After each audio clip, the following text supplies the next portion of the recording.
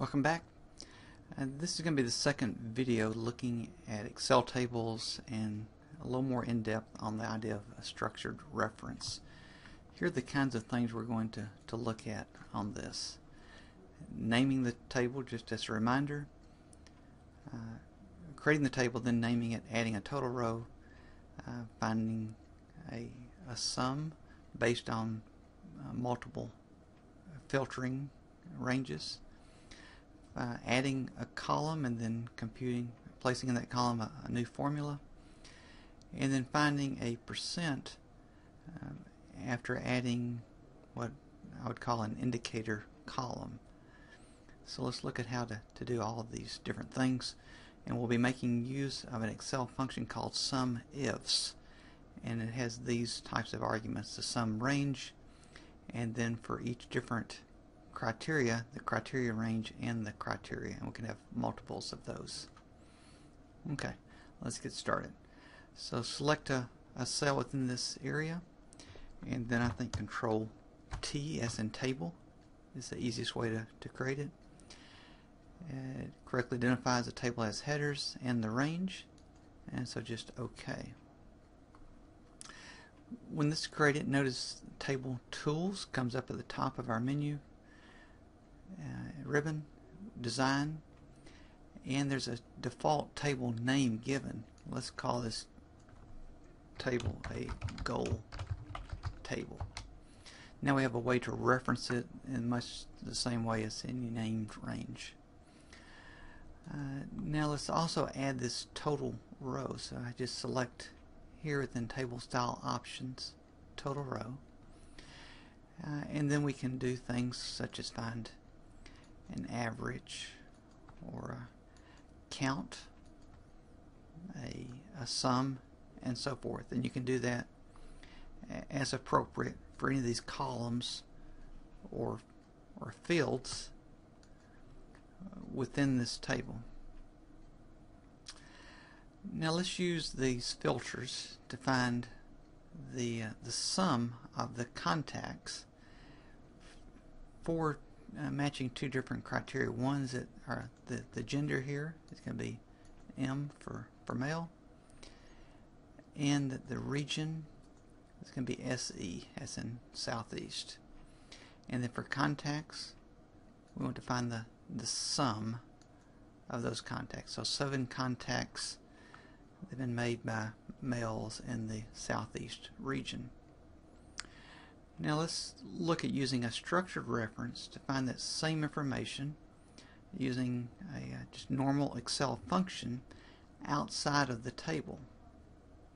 We're going to make use of the function equals SUMIFS, ifs as in plural, and the first thing is to identify the sum range. We want to identify the sum range as a contacts field within this table. So we start by identifying the table, which is our goal table. If you then put a bracket, it brings up a list, and we want the contacts. Close that bracket, and we put a comma that's going to end the sum range argument. So now the criteria range and the first criteria, so let's make it gender and M. So again, goal table, bracket, gender, close the bracket, comma, quote M, quote for our criteria 1. So we want the M's within the gender field. Put a comma. Let's now identify a second criteria. That criteria range is going to be region. So goal table, bracket, region, close bracket, comma, quote SE for southeast, and then close that quotation. Now we've identified the second criteria range and the second criteria, and we could add more if we wanted to. That's all we're going to do for right now. Close parentheses, and now you can see the nature of this structured reference, and we can see 7, the same value we got here. An advantage is that we were able to compute that with a function outside the table, referencing the table, much like you would using named ranges. Let's remove the filters. Now let's add a new column to our table, a column that maybe is the percent complete for the goal. For had 2 contacts out of 5, so what percent is that, and so forth. So let's add this percent, maybe goal, as our name. And so it adds that new field. We put an equals, and it's going to be the contacts divided by the goal. Notice that the nature of the structured reference, the way it's referring to the cells on this specific row. We enter that, and it completes that formula down this entire range. We could highlight this and make it a percent.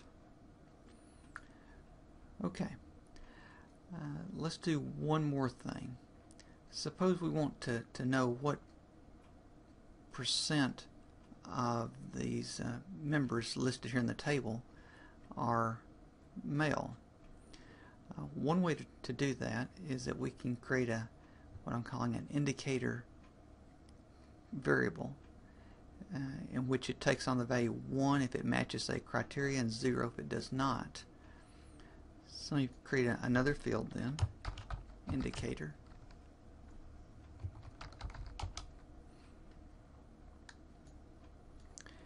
And we're going to use an if statement, equals if.